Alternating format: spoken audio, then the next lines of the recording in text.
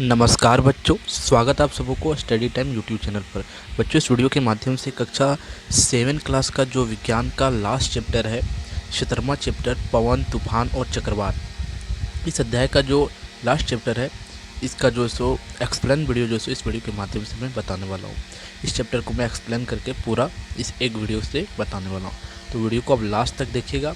और अगर कहीं आपको समझ में नहीं आता है तो आप कमेंट करके ज़रूर पूछेगा। तो चलिए देखते हैं। देखिए, सबसे पहले हमें किसी अध्याय को पढ़ने से पहले उस अध्याय का जो सो हेडिंग को समझना चाहिए, यानी कि इस अध्याय का नाम जो सो वही क्यों रखाया, यानी कि इस अध्याय का नाम जो सो पवन, तूफान और चक्रवात ही क्यों रखाया। तो देखिए, बात सीधी सी होती है कि पवन, तूफान और चक्रवात, यानी कि हमें इस अध्याय के माध्यम से पवन क्या होता है, पवन वायु को कहा जाता है। फिर तूफान क्या होता है, जैसे कि गर्मी के दिनों में देखते होंगे आप कि तूफान आपके घर तरफ आता है, कहीं कहीं चक्रवात आता है। तो ये सब जो है सो इन्हीं के बारे में हमें जानना है, ये सब जो है सो पृथ्वी पर कैसे आती है। ठीक है, तो इस अध्याय को अगर आप ध्यानपूर्वक समझ लेते हैं और पढ़ लेते हैं, तब जो सो क्या होगा, आप जो सो समझ जाएंगे कि हाँ, पवन और तूफान और चक्रवात क्या है। ठीक है, तो चलिए देखते हैं। देखिए, कहा जाता है हम हवा को देख नहीं सकते हैं, इसे महसूस कर सकते हैं। एक और जहाँ या जीवन दयनीय है, वही दूसरी ओर कभी कभी या विनाश का रूप ले लेती है। 13 अक्टूबर 2014 को झारखंड में हाई अलर्ट जारी किया गया था। यह तेज हवा चली और भारी वर्षा हुई थी। इससे जनजीवन प्रभावित हुआ था। कहने का अर्थ ये होता है कि जो वायु है या हवा बोल सकते हैं, या एक तरह से देखा जाए तो हमारा क्या है, सब अगर ये पृथ्वी पर ना हो वायु तो क्या हम जीवित रह सकते हैं। वायु यानी कि ऑक्सीजन ना हो तो क्या यह रस हम लोग जीवित रह सकते हैं, नहीं। लेकिन या जो सो कभी कभी जनजीव के लिए जो सो जीवित प्राणी के लिए जो सो और अन्य जैसे जीव हैं उनके भी लिए जो सो कभी विनाशकारी बन जाता है। विनाशकारी कब बनता है, जब जो सो भूकंप या तो चक्रवात आ जाता है या बहुत ज़ोर से तूफान आ जाता है, तब यह जो सो क्या होता है, पूरा मनुष्य जीवन के लिए या अन्य जीवन के लिए जो सो या क्या हो जाता है, हानिकारक हो जाता है। अब देखते हैं आगे क्या कहा जाता है, समझिएगा। कहा जाता है 13 अक्टूबर 2014 को 13 अक्टूबर 2014 को क्या हुआ था जानते हैं। 13 अक्टूबर 2014 को झारखंड में जो सो हाई अलर्ट जारी किया गया था। क्या हुआ था, यहाँ बहुत जोर से बारिश हुआ था और तेज़ हवा चली थी, और इसमें जो सो कुछ जीव जंतुओं को, मनुष्यों को हानि भी हुआ था। फिर आगे देखिए, कहा जाता है मिले समाचार मिला कि 8 अक्टूबर 2014 को हिंद महासागर में अब तक का सबसे ताकतवर तूफान जो सो हुदहुद एक पक्षी का नाम है आया था, जो धीरे धीरे अंडमान आंध्र प्रदेश, उड़ीसा से होता हुआ बिहार, बंगाल और झारखंड की ओर बढ़ने लगा था। लेकिन तूफान या चक्रवात होते क्या हैं, ये कैसे बनते हैं, ये इतने विनाशकारी क्यों होते हैं, इस पाठ में हम ऐसे कुछ प्रश्नों का उत्तर जानेंगे। कहने का अर्थ ये बनता है कि जो सो फिर से हाई अलर्ट जारी किया गया था 8 अक्टूबर 2014 को, कि जो सो हिंद महासागर में बहुत बड़ा पृथ्वी का सबसे बड़ा जो सो क्या बोल सकते हैं, चक्रवात या तूफान जो सो उठने वाला है। तो ये हमारा झारखंड राज्य को भी जो सो या थोड़ा सा क्षति पहुंचाया था। देखिए, ये सब के बारे में जानते हैं, लेकिन ये अगर देखा जाए तो चक्रवात कैसे बनता है यह अध्याय में जानेंगे। देखिए, अब एक्सपेरिमेंट करने को कहा जाता है, क्रियाकलाप। देखिए, वायु दाब डालती है। वायु क्या है, हमारे पर या किसी पर भी जो सो दाब डालती है, समझिएगा। क्रियाकलाप, रबड़ का एक गुब्बारा लीजिए, ठीक है, इसे अपने मुंह द्वारा हवा से भर दीजिए और गुब्बारे को क्या कीजिए, हवा मुंह से भर दीजिए। फिर क्या कहा जाता है, हवा भरने से गुब्बारा फूल जाता है। क्या आप बता सकते हैं कि ऐसा क्यों होगा। हवा भरने पर हवा के अणु गुब्बारे के भीतरी दीवार पर दबाव डालती है और गुब्बारा फूल जाता है। ठीक इसी प्रकार जब आप फुटबॉल से हवा भरते हैं तो यह फूल जाता है। इतना ही नहीं, आप जानते हैं कि साइकिल के टायर को कसा हुआ रखना, टायर को कसा हुआ करने के लिए ट्यूब में हवा भरना पड़ता है। या आप यह भी जानते हैं कि यदि साइकिल को ट्यूब में अधिक हवा भर दिया जाता है तो यह फट सकता है। ट्यूब के भीतर हवा क्या करती है, अधिक होने पर ट्यूब क्यों फट जाती है। कहने का अर्थ ये बनता है कि एयर क्या करती है, किसी पर भी जो प्रेशर डालती है। जैसे कि आपके पास गुब्बारा है, क्रियाकलाप से आप समझ चुके होंगे। जैसे कि गुब्बारा है, अगर उसमें आप अधिक हवा डालते जाएंगे तो क्या होगा, वह एक समय ऐसा आता है कि फट जाता है। यानी कि सोच सकते हैं आप कि गुब्बारे पर वह इतना प्रेशर डाल देता है हवा कि जो सो फाड़ डालता है। इसी प्रकार जब साइकिल में अगर आप हवा भराने जाते हैं, अगर उसमें अधिक हवा डाल दिया जाता है तो क्या होता है, ट्यूब जो सो फट जाता है। तो क्यों फटता है, क्योंकि हवा जो है सो वह बहुत ही प्रेशर डालने लगता है ट्यूब के भीत पर या भीति पर या भीत पर या तो गुब्बारे के भीत पर। ठीक है, अब देखते हैं। देखिए, कहा जाता है हवा के दबाव का इससे वेग पर क्या क्या प्रभाव पड़ता है। हवा के दबाव पर जो सो उसके वेग पर क्या प्रभाव, यानी कि उसके रफ्तार पर क्या प्रभाव पड़ता है, समझिएगा। फिर क्रियाकलाप दूसरा करने को कहा जाता है। आइए इसे समझने के लिए हम एक क्रियाकलाप करते हैं। लगभग दो समान माप के गुब्बारे लीजिए। ठीक है, दोनों गुब्बारे में थोड़े थोड़े पानी भर दीजिए। दोनों गुब्बारे को फुलाकर प्रत्येक को धागे से बांध दीजिए। दोनों गुब्बारे को किसी डंडे से 8-10 सेंटीमीटर की दूरी पर लटका दीजिए। दोनों गुब्बारे के बीच के स्थान में फूक मारिए। ठीक है, फूक मारिए। फिर आगे देखिए क्या कहा जाता है। आप देखते हैं कि जब आप गुब्बारे के बीच में फूक मारते हैं तो वे एक दूसरे की ओर आने का प्रयास करते हैं। ऐसा क्यों हो सकता है, या तभी संभव है जब गुब्बारे के बीच के स्थान की वायु का दाब किसी तरह कम हो जाए तब गुब्बारे के दूसरी और बाहर का दाब उन्हें एक दूसरे की ओर धकेलेगा। इस प्रकार हम देखते हैं कि गतिशील हवा का वेग बढ़ने से इसका दबाव वास्तव में बढ़ता है। कहने का अर्थ ये बनता है कि अगर गतिशील हवा है तो उसमें उसका जो वेग होता है वह बढ़ जाता है, उसका दबाव जो सो क्या होता है, पूरा तरह से बढ़ जाता है। इस क्रियाकलाप के माध्यम से आपने समझ लिया। फिर आगे कहा जाता है गतिशील वायु पवन कहलाती है। ये बात को आपको हेडिंग कर लीजिए, जिसे याद रखिएगा कि गतिशील वायु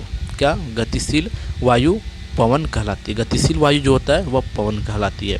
फिर देखिए आगे कहा जाता है, क्या आप जानते हैं कि पवन कैसे बनती है, या वर्षा लाती है, और कभी कभी यह विनाशकारी कैसे हो जाती है। कहने का अर्थ ये बनता है कि पवन कैसे बनता है, और जब पवन जो है सो कभी कभी वर्षा लाता है। वर्षा कैसे लाता है अभी आप आगे समझेंगे। और यह कभी कभी जो सो विनाशकारी भी बन जाता है। समझिएगा विनाशकारी कैसे बनता है। देखिए, कहा जाता है पवन हमेशा अधिक वायुदाब क्षेत्र से कम वायुदाब के क्षेत्र की ओर चलती है। वायुदाबों के बीच जितना अधिक तरल अंतर होता है, पवन का वेग उतना ही अधिक होता है। परंतु हमारे आसपास के क्षेत्र में वायुदाब के अंतर कैसे उत्पन्न होता है, आइए इसे कुछ क्रियाकलाप के माध्यम से समझने का प्रयास करते हैं। अब इस क्रियाकलाप के माध्यम से कुछ समझने का प्रयास करते हैं। देखिए क्या कहा जाता है, गर्म किए जाने पर वायु का प्रसार होता है, यानी कि वायु फैलना चाहता है। प्रसार का अर्थ क्या होता है, फैलना। अब क्रियाकलाप तीसरा समझिए। कहा जाता है एक प्रश्नाली लीजिए, प्रश्नाली के मुंह पर एक गुब्बारे को कस कर लगा दीजिए।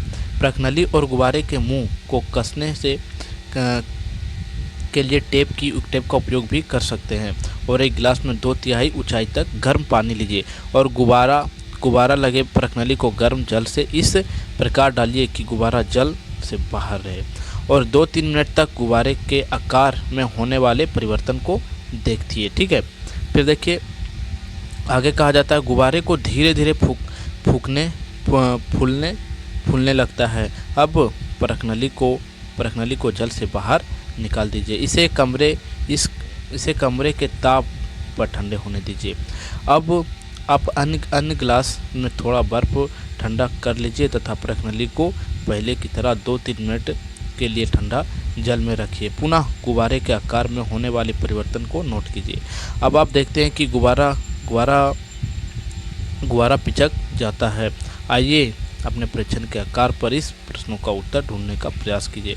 कहने का अर्थ ये बनता है कि जब वायु को गर्म किया जाता है तो उसका प्रसार होता है, यानी कि वो फैलना चाहता है।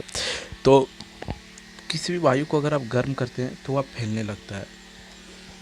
यही जो है इस क्रियाकलाप के माध्यम से समझाया गया। ठीक है, अब आगे देखते हैं। कहा जाता है, देखिए प्रकनली को गर्म करने पर गुब्बारा क्यों फूल जाता है। वह गुब्बारा प्रकनली को ठंडा जल में रखने पर क्यों पिचक जाता है। ठंडा होने पर वायु का जो सो प्रसार नहीं होता, लेकिन गर्म होने पर प्रसार होता है।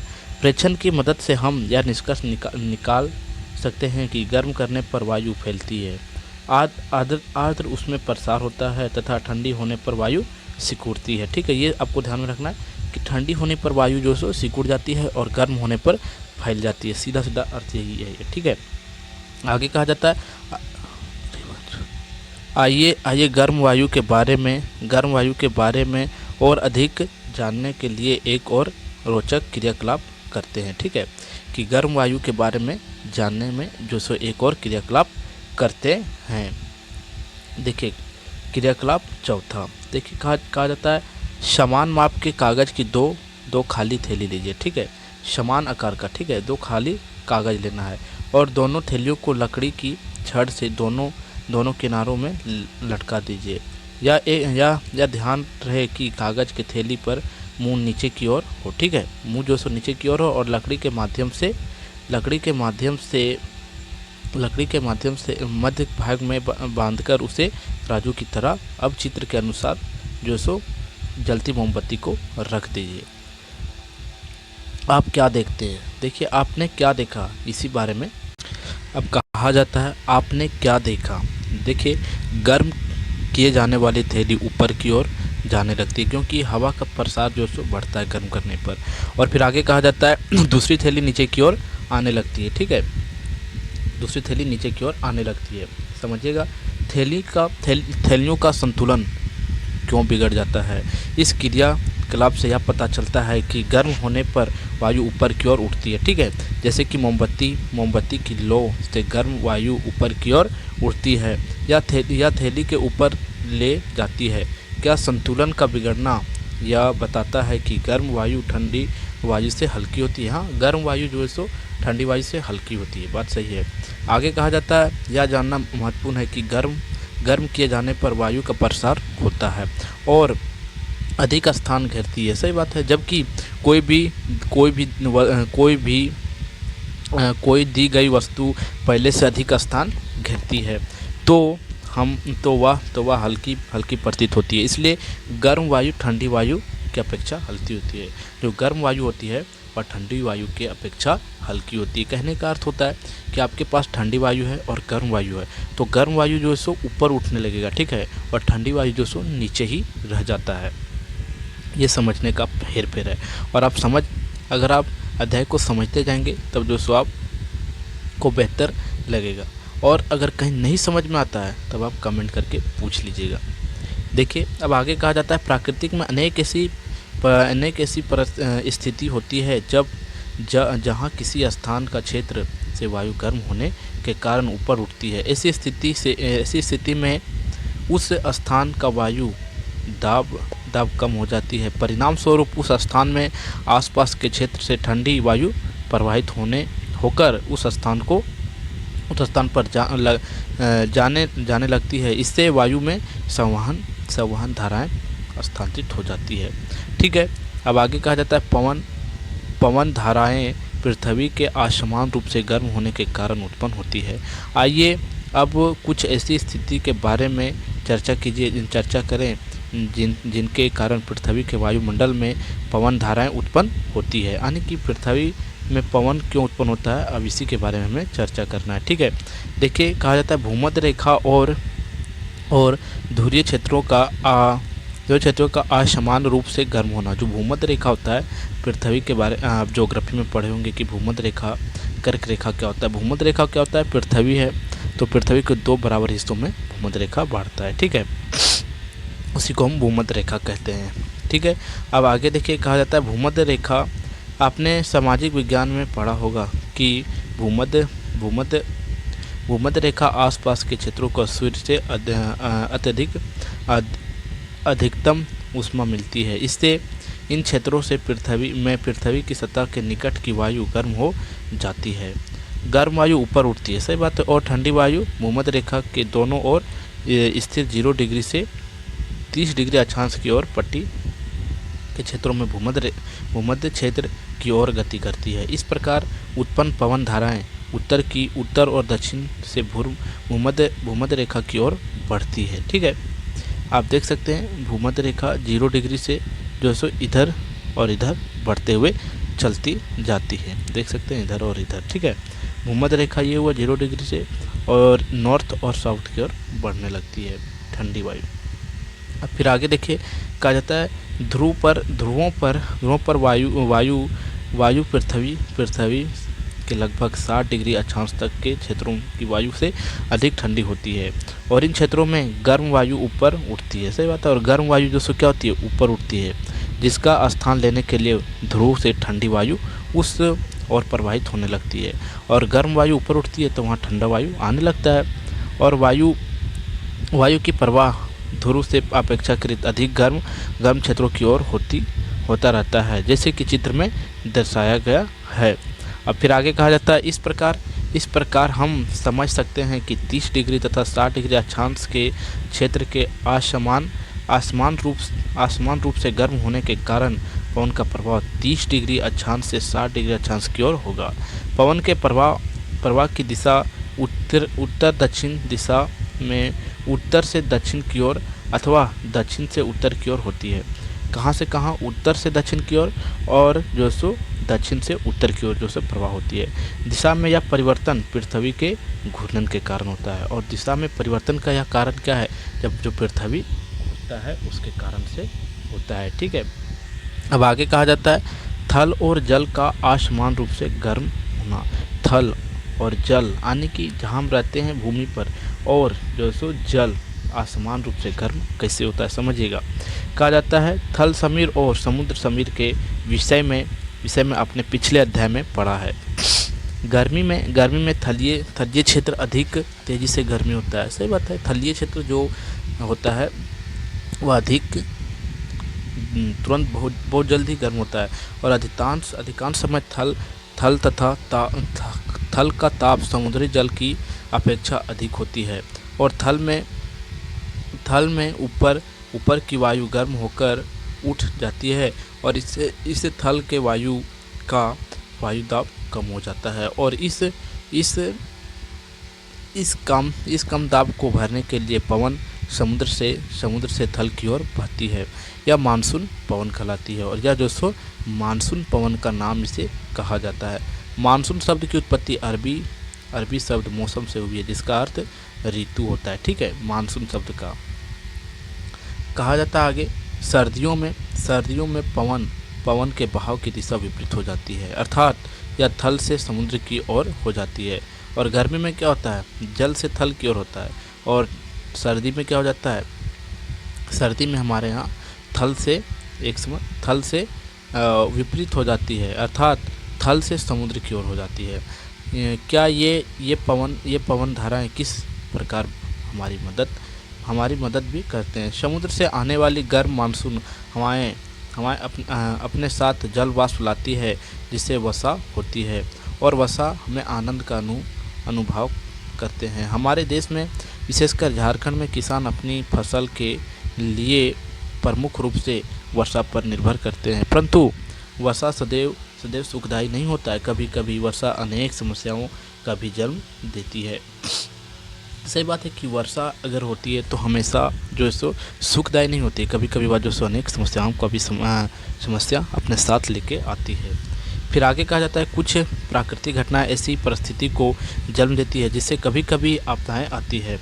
ये आपदाएं मनुष्य, जंतु एवं पौधे को भी संकट पैदा कर देता है। अब आगे है तड़ित झांझ। देखिए, तड़ित झांझ यानी कि जो वज्रपात होता है, जो मलकता है, हम लोग अपने भाषा में कहते हैं बिजली जो है सो चटचटाना, तो उसी को जो है सो यहाँ कहा गया है किताबी भाषा में, साइंस की भाषा में तड़ित झांझ। ठीक है, तड़ित झांझ गर्जन के साथ भारी वर्षा भारत जैसे गर्म आर्द्र उष्णकटिबंधीय क्षेत्र के अक्सर विपरीत होती रहती है।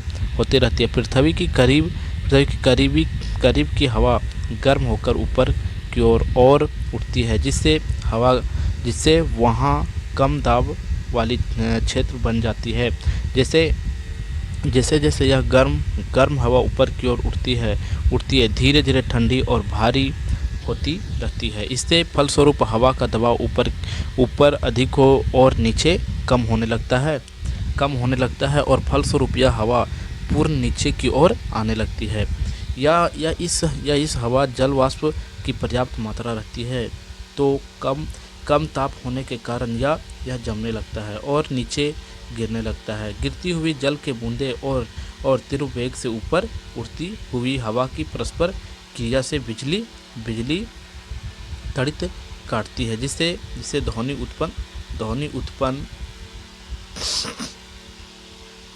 उत्पन्न होती है और इस घटना को हम तड़ित झंतवात कहते हैं। आप तड़ित झंतवात के बारे में उच्च कक्षा में विस्तार से पढ़ेंगे। या ध्वनि के साथ तड़ित बिजली भी गिरने का संभावना दिखे तो हम निम्नलिखित सावधानी बरत सकते हैं।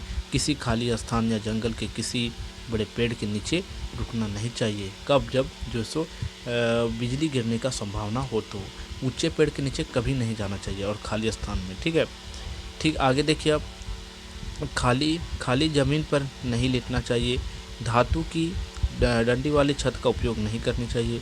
खुले खिड़की के पास नहीं रहना चाहिए। ठीक है, और आगे देखिए कहा जाता है धातु की बनी चीज़ें इसके समीप नहीं रहनी चाहिए। यह संभव हो तो घर से अंदर सारे दरवाजे और खिड़कियों को बंद कर देना चाहिए। शीशे की खिड़कियां और दरवाजे के ऊपर पर्दे डाल देने चाहिए ताकि शीशों के टूटने स्थिति में शीशों के टुकड़े कमरे में ना बिखर जाए। ठीक है, कहने का अर्थ ये बनता है कि जब बिजली गिरने का संभावना होता है तो इन कारणों से हम बच सकते हैं। ठीक है, अब आगे देखते हैं तड़ित झनकार जैसे चक्रवात बनती है, यानी कि जो बिजली होती है वह चक्रवात का रूप कैसे ले लेती है। ठीक है, इसी के बारे में जानना है।